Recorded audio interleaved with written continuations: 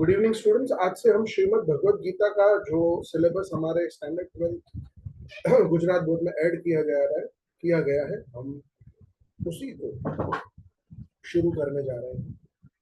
हम इस जर्नी पे आगे बढ़े उसके पहले मैं आप सबको एक बहुत इंटरेस्टिंग चीज बताना चाहता हूँ कि कुरुक्षेत्र के रण युद्ध मैदान में जहाँ पे कौरवों और पांडवों के बीच में धर्म युद्ध हो रहा था, वहां पे युद्ध शुरू होने से पहले अर्जुन ने भगवान श्री कृष्ण से कहा कि आप रथ को युद्ध स्थल के बिल्कुल बीचों बीच ले चले।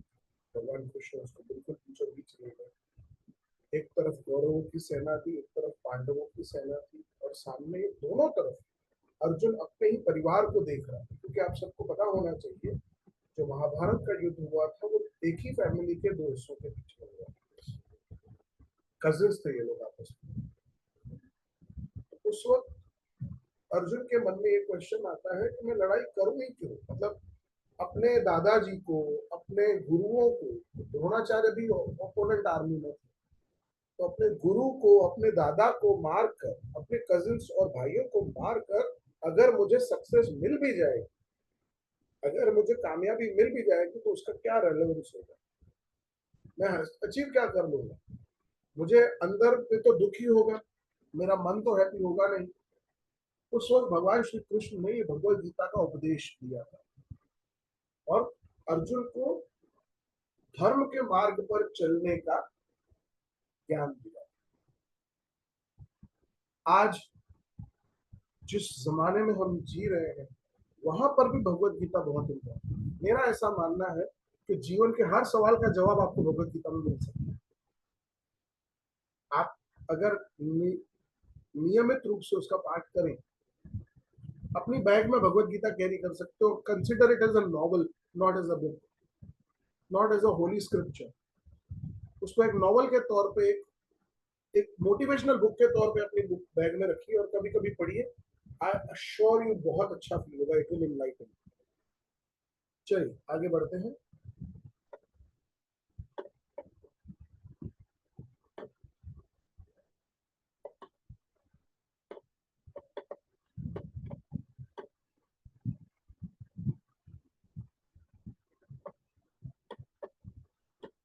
शुरू कर the Shrimad Bhagavad Gita, the universal scripture. The Srimad Bhagavad Gita is a divine conversation between the creator and a human being that unveils truth. In this dialogue, Arjun represents all humanity. Lord Krishna, as the Almighty, provides divine guidance through the Srimad Bhagavad Gita. एक बहुत interesting चीज आपको आज मैं share करना चाहता हूँ कि आप एक चीज को समझ के चलिए। भगवान हर रूप में पूजे जाते हैं, और मैं personally, despite being a Hindu, I am not against any religion, लेकिन जितने भी स्क्रिप्चर्स मैंने पढ़े हैं, चाहे वो किसी भी रिलीजन के हो, वहां पे जो भी प्रॉफिट्स है, वो अपने आप को messenger of God, son of God कहते हैं।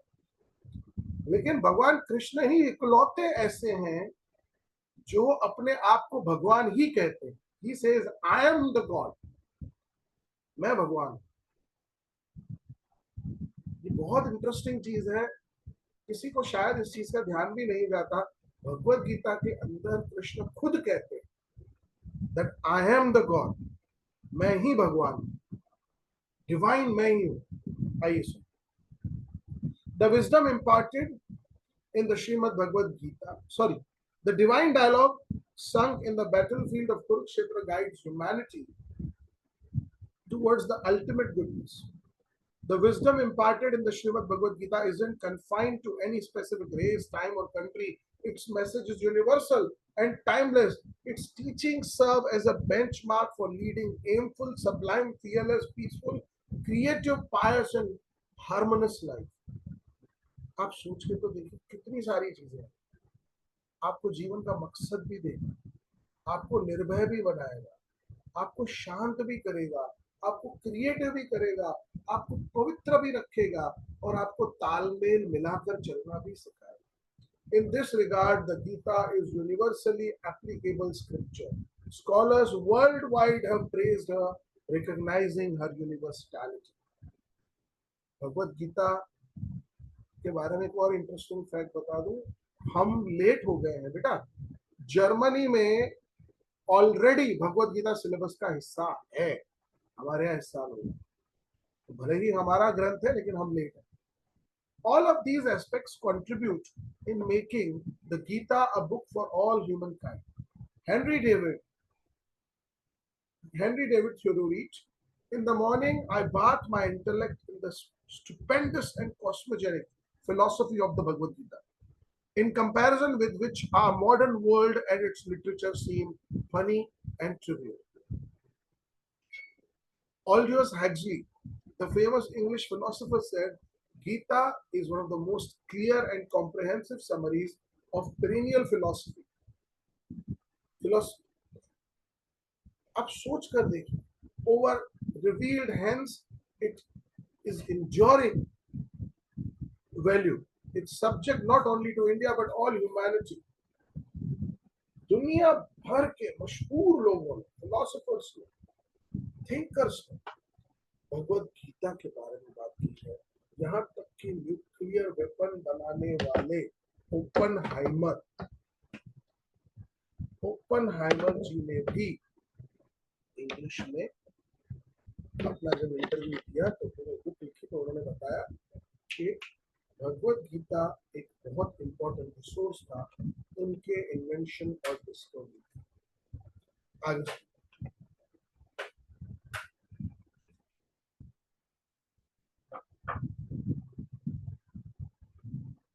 William von Humboldt pronounced the Gita as the most beautiful, perhaps the only true philosophical song. ध्यान से सुनिए कितने खूबसूरत शब्दों का प्रयोग करते हैं। The most beautiful, perhaps the only true philosophical song existing in any tongue. किसी भी भाषा में लिखे गए सबसे बेहतरीन गीतों में भगवत गीता है। पूरी दुनिया जिसकी वैल्यू कर रही है, जिसका अर्थ, जिसकी इंपॉर्टेंस समझ रही है, हम उसी को सीखने जा रहे हैं। मेरी बात याद रखिएगा बेटा, भगवत गीता एक स्क्रिप्चर या एक रिलीजियस बुक से कहीं ज्यादा एक ट्रांसफॉर्मिंग बुक है। ये आपके जीवन को बदल देती है, आपकी थिंकिंग को बदल देती है। आगे बढ़ते हैं। Albert Einstein, the world-renowned scientist, said, "When I read the Bhagavad Gita and reflect about how God created this universe, everything else seems so superficial." जब मैं भगवत गीता को पढ़ता हूँ और फिर मुझे एहसास होता है कि भगवान ने किस तरह से ये पूरी दुनिया बनाई होगी, रचाई बसाई होगी, तो मुझे लगता है बाकी सब कुछ गलत था। यही सत्य है, यही डिवाइन ट्रुथ है, इसी में सत्य बसा है, बाकी कहीं तो कोई सत्य है ही नहीं। आगे सुनते हैं। Mahatma Gandhi also said, "When doubts haunt me, when disappointments stare me in my face, I turn to Bhagavad Gita and find the words to comfort me." Dr. APJ Abdul Kalam, our former president, the people's president, said, "The Gita is a permanent source of inspiration for all human beings. The study of the Gita solves all my problems." कहते हैं अगर मैं भगवत गीता पढ़ रहा हूँ तो मेरी सारी समस्याओं का हल हो जाता है। कितनी बड़ी बात है, एक बुक स्क्रिप्चर आपकी सारी मुसीबतों का, आपकी सारी समस्याओं का हल कर सकता है।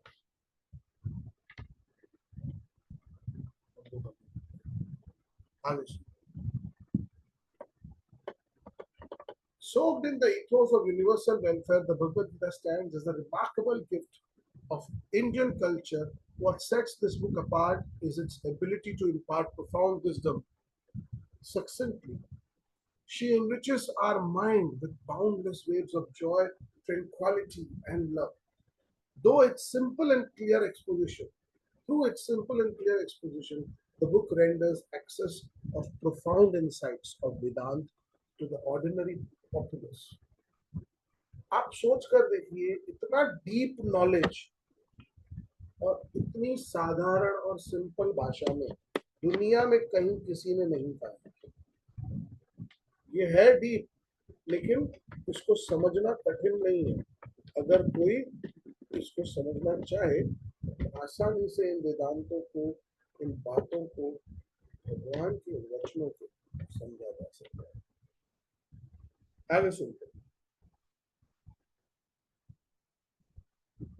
वास करोति इति Vasudev means one who dwells in everything is Vasudev.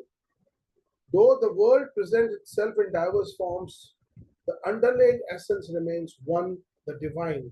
And though the Almighty is one, He manifests Himself in different forms, just as shapes and colors of balloons may be different. The air filled in it is the same. Supreme Soul dwells in a three balloon. कहते हैं जिस तरह से अलग अलग रंग के balloons आप उठा लीजिए, अब उसमें आपको रंग अलग अलग दिख सकते हैं, लेकिन एक्चुअली में जो अंदर हवा है, गैस है, वो तो सेम है, वो अलग नहीं है। उसी तरह से भगवान भी एक है। हम अलग अलग रंग रूप शेप में हो सकते हैं, लेकिन हमारी जो आत्मा है वो same. The moment we internalize the spirit, our life becomes benedictory and auspicious, and we tend to be more hardworking, cooperative, and useful to others, and consequently loved by all.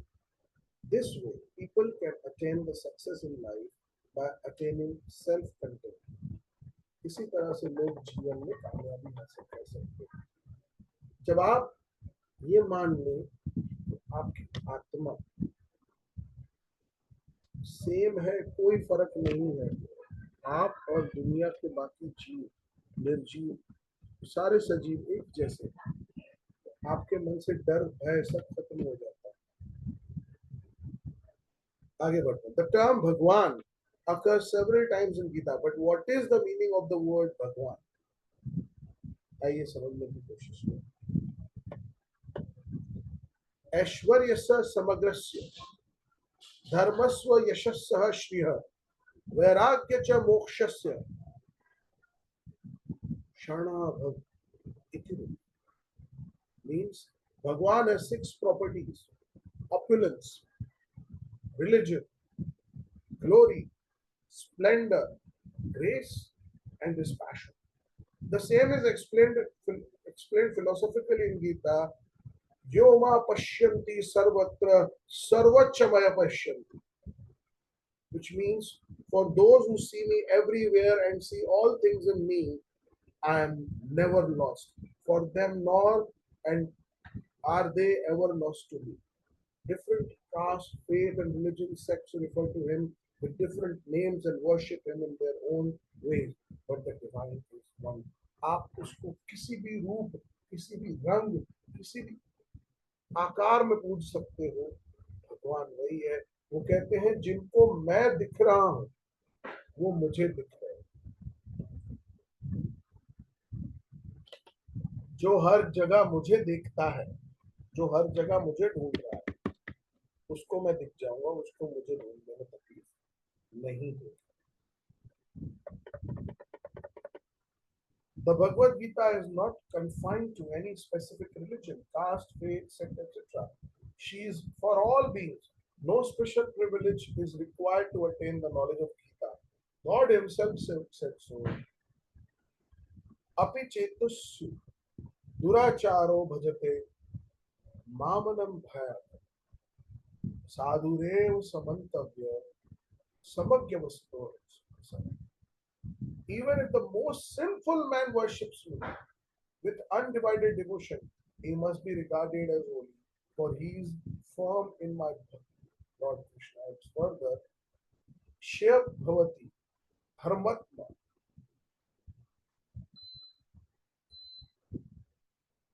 Shashanti Niksha.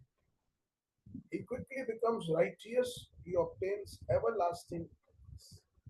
जो व्यक्ति किसी भी धर्म, किसी भी religion, किसी भी cast का है, लेकिन अगर उसने मुझे एक्सेप्ट कर लिया, मेरी शरण में आ गया, मेरी भक्ति करने लगा, तो बात खत्म। वो पापी भी हो तो भी वो पाप से मुक्त हो जाएगा। The Gita is a scripture that consoles all beings by offering solutions to all problems. The Gita ushers a path for happy life to all ages, whether illiterate or otherwise. Bhagavad Gita पढ़े लिखे अनपढ़ का भेद तक नहीं करती, सबको एक जगह ले जाती है. The ultimate remains the same in one and all. The Gita asks us to realize this truth and work towards development by mutual respect and cooperation. Parasparam bhavyanti shreya paramavasthyam. Working for submission of one another may you obtain the highest good. जब आप एक दूसरे का भाव रखते हैं, दूसरे की रिस्पेक्ट करते हैं, तो आप दुनिया में सबसे बेहतरीन परम पद को प्राप्त करते हैं. Throughout history, the eternal struggle between good and evil has persisted. Every individual possesses a blend of good and evil elements. In the Bhagavad Gita, Lord Krishna elucidates these qualities to free ourselves from evil factors and to develop good elements in us are the means of sublime human life. भगवान कृष्ण हमें बताते हैं कि एक आदर्श जीवन कैसा होना चाहिए, एक इंसान में कौन सी अच्छाइयां होनी चाहिए. Human beings relentlessly strive for this ideal. The Gita advises us to relinquish vices such as frustration, despondency, anger, and envy. हम निराशा, हम गुस्सा, जलन और चिढ़ इसको छोड़ दें. She asserts that every person is inherently endowed with divine attributes. Lord Krishna tells Arjuna, Sampadam Devyamam, Abhijato Sam Pandava. Arjun, do not lament for you are born with the divine attributes. As Arjun represents humanity, his guidance extends to all. This noble sentiment resonates universally, keeping Arjun as medium because every individual is to develop divine qualities within. The core message of the Gita is encapsulated in Ma Shucha. The address of Sri Krishna to Arjuna in the Gita starts with Ashochaya Navasho Chasattoma. It ends with Ma Shucha. Thus, her essence is to remain steadfast and not to lament in any adversity. In the same line, Lord Krishna says, Tatra ka paridevana. It means why to lament. हम अक्सर अपने पास अपनी कमियों की, अपनी तकलीफों की शिकायतें करते हैं, रोते हैं, नाराजगी बताते हैं. हम अपनी शिकायतें करते हैं, नाराजगी बताते हैं, मुझे ये नहीं मिला, मेरे लिए उसने वो नहीं किया. कहते क्यों लेमेंट करते हैं? The Gita is a ready-to-digest book for the holistic development of anyone because it presents an all-inclusive ideology. The Gita strives for total and balanced development. Ideas, actions, and feelings are the chief elements of humans.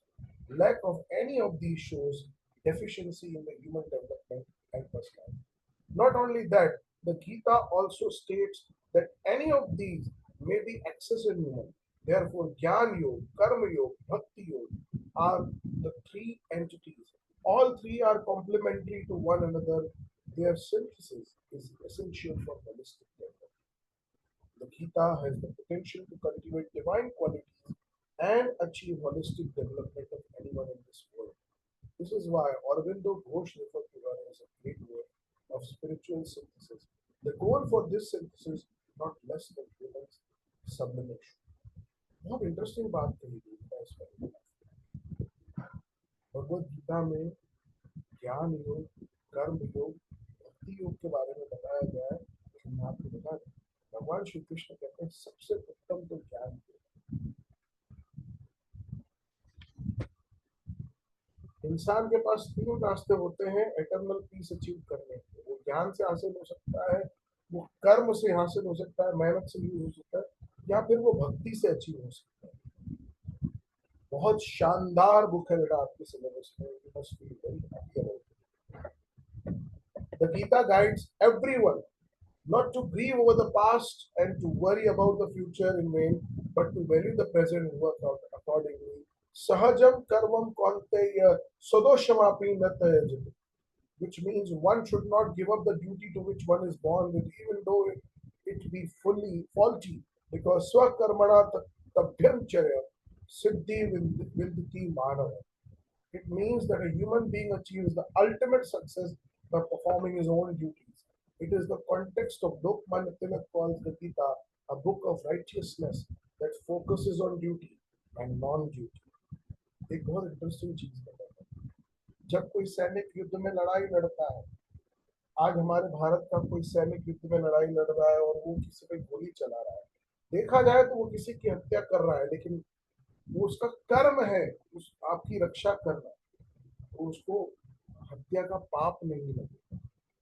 भगवान यही कहते हैं, तुम्हें लगता हो शायद कि तुम गलत कर रहे हो, लेकिन जो तुम्हारा कर्म है वो तुम्हें करना ही पड़ेगा। Be it students or adults, anyone who reads the Gita inculcates value like fearlessness, being sattvic, self-regulation, good conduct, benevolence, and complete piousness of concern, conscience and feeling of unity and diversity. कोई भी व्यक्ति जो भगवत गीता का पाठ करता है, वो अपने जीवन में पवित्रता को आमंत्रित करता है। बेटे आज यहीं तक रोक रहा हूँ मैं। We will continue from this point onwards in the next lecture. यहाँ तक आज रुकते हैं because it's too late, 9:45 already हो चुके हैं। Thank you so much for joining. See you all in the next lecture. Good night.